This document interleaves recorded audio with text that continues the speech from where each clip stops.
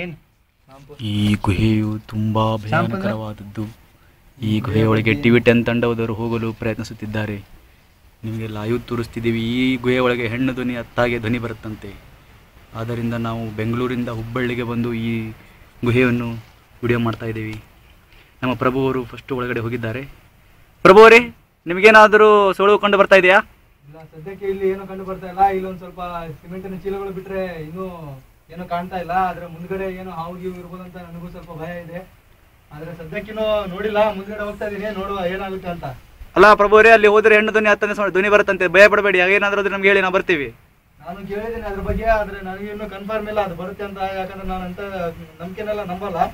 ಆದ್ರೂ ಹೋಗಿ ನೋಡಿ, ಯಾಕಂದ್ರೆ ಇಲ್ಲಿ ಗ್ರಾಮಸ್ಥರ ಒಳಗಡೆ ಹೋಗಿ ನೋಡ್ತೀನಿ. ಪ್ರಭು ಅವರೇ, ಇಲ್ಲಿ ಗ್ರಾಮಸ್ಥರೆಲ್ಲ ಹೇಳ್ತಿದ್ದಾರೆ ಇಲ್ಲಿ ಕನ್ಫರ್ಮ್ ಆಗಿ ಧ್ವನಿ ಬರುತ್ತಂತೆ. ಅದಕ್ಕೆ ಸ್ವಲ್ಪ ಹುಷಾರಾಗಿರಿ.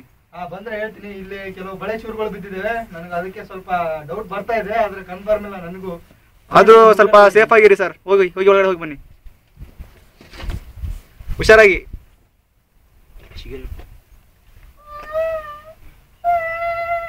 ಈಗ ನೋಡಿ, ನಮಗೆ ಹೆಣ್ಣು ಧ್ವನಿ ಹತ್ತಾಗೆ ಧ್ವನಿ ಬರ್ತಾ ಇದೆ. ಪ್ರಭು ಅವರೇ, ನಿಮ್ಗೆ ಏನಾದ್ರು ಆಗ್ತಿದ್ಯಾ? ಇಲ್ಲ, ಏನು ಆಗ್ತಾ ಇಲ್ಲ. ನೋಡ್ತಾ ಇದೀನಿ, ಸೌಂಡ್ ಎಲ್ಲ ಕೇಳಿಸ್ತಾ ಇದೆ. ಆದ್ರೆ ಕರೆಕ್ಟ್ ಕನ್ಫರ್ಮ್ ಆಗ್ತಾ ಇಲ್ಲ. ಇದು ನೋಡಿ, ಅದ ಎಲ್ಲಿಂದ ಬರ್ತಾ ಇದೆ. ಇವಾಗ ಬಂದ್ ನಿಂತು ನೋಡಿ, ನಮ್ ಧ್ವನಿ ಅದ್ಕೊಳ್ಳ ನಿಂತ ಇದೆ. ಪ್ರಭು ಅವರೇ, ಹುಷಾರಾಗಿ ನೋಡಿ. ಹೀಗೋ ನೋಡಿ, ನಮಗೆ ಧ್ವನಿ ಬರುತ್ತಾ ಇದೆ. ಈ ಧ್ವನಿಯನ್ನು ಕೇಳಿದ ಕ್ಷಣ ನಮಗೆ ನಮ್ಮ ಟಾಕಿ ಡೀಲ್ ಆಗಿದೆ. ಪ್ರಭು ಅವರೇ, ಇದ್ದೀರಾ? ಇದೀನಿ. ಏನೋ ಸೌಂಡ್ ಬರ್ತಾ ಇದೆ ಅದ್ರ ಮೇಲ್ಗಡೆಯಿಂದ. ಅಲ್ಲಿ ಒಳಗಡೆ ಯಾವ ತರ ಒಂದು ಹಾವಿನ ಪೊರೆ ಇಲ್ಲಿ ನೇತಾಡ್ತಾ ಇದೆ. ಏನಿದೆ? ಒಂದು ಹಾವಿನ ಪೊರೆ ನೇತಾಡ್ತಾ ಇದೆ. ನಮ್ಮ ಪ್ರಭು ಅವರಿಗೆ ಒಂದು ಹಾವಿನ ಪೊರೆ ನೇತಾಡ್ತಿರೋದು ದೃಶ್ಯ ಕಾಣ್ತಾ ಇದೆ ಅಂತೆ. ಇಲ್ಲಿದೆ ನೋಡಿ, ಇದೆ ಹಾವಿನ ಪೊರೆ. ಅಲ್ಲ, ನಮ್ಗೆ ಇಲ್ಲಿ ಕತ್ಲಿರೋದ್ರಿಂದ ನಮ್ಗೆ ಜಾಸ್ತಿ ಒಳಗಡೆ ಬಂದು ನಿಮ್ಗೆ ಪ್ರದರ್ಶನ ಮಾಡಲು ಆಗ್ತಾ ಇಲ್ಲ. ಅದಕ್ಕೋಸ್ಕರ ನಾವು ಸ್ವಲ್ಪ ಮೊಬೈಲ್ ಬೆಳಕನ್ನು ಬಿಡ್ತೀವಿ, ನೋಡುವ ಕಾಣುತ್ತೆ ಅಂತ. ಆದ ಕಾರಣ ತಾವುಗಳು. ಪ್ರಭು ಅವರೇ, ಆ ಹೆಣ್ಣು ಧ್ವನಿ ಎಲ್ಲಿಂದ ಬರ್ತಾ ಇದೆ ಅನಿಸ್ತಾ ಇದೆ ನಿಮ್ಗೆ? ಅಲ್ಲಿ ಯಾವ್ದಾದ್ರು ಕರೆಕ್ಟ್ ಕಾಣ್ತಾ ಇಲ್ಲ. ಇದು ನಾಗರಾವಿನ ಪೊರೆ. ಇದು ನನಗೆ ಕಾಣಿಸ್ತಾ ಇರೋದು. ಹೌದಾ?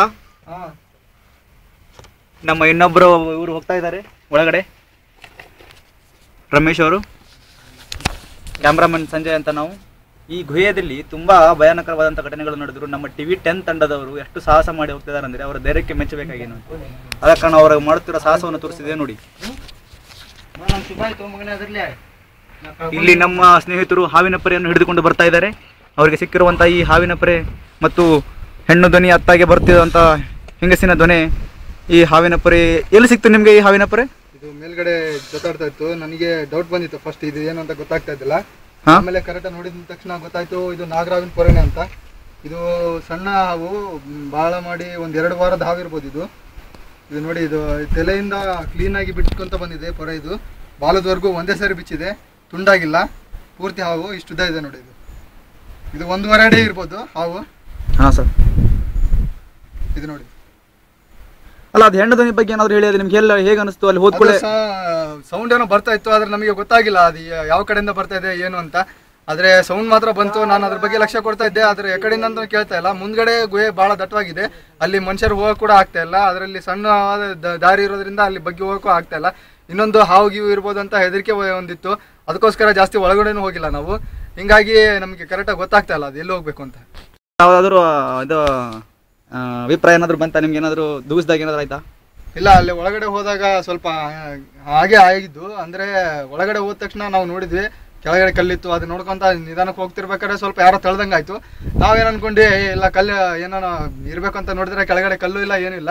ಆದ್ರೂ ನಮಗೆ ಸ್ವಲ್ಪ ಯಾರೋ ತಳ್ದಂಗೆ ಆಯ್ತಲ್ಲ, ಸ್ವಲ್ಪ ಹೆದರಿಕೆ ಬಂತು ಅಷ್ಟೇ. ಒಳಗಡೆ ಹೋಗ್ಬೇಕಾದ್ರೆ ಹೆದರಿಕೆ ಇದ್ದಿಲ್ಲ, ಅದ್ರ ಒಳಗಡೆ ಹೋದ್ಮೇಲೆ ಹೆದರಿಕೆ ಬಂತು. ಹೀಗಾಗಿ ಸ್ವಲ್ಪ ಮುಂದ್ ಕಡೆ ಹೋಗಕ್ಕೆ ಆಗ್ತಾ ಇಲ್ಲ ನನಗೆ. ಹೌದಾ? ಇಷ್ಟೊಂದು ಧನ್ಯವಾದ. ಎಷ್ಟೊಂದು ನಮಗೆ ಉತ್ತರಗಳನ್ನು ನೀಡಿದ್ದಕ್ಕೆ ಧನ್ಯವಾದಗಳು. ಕ್ಯಾಮ್ರಾಮನ್ ಸಂಜಯ್ ಜೊತೆ TV10 ಅಂಕಾಪುರ್.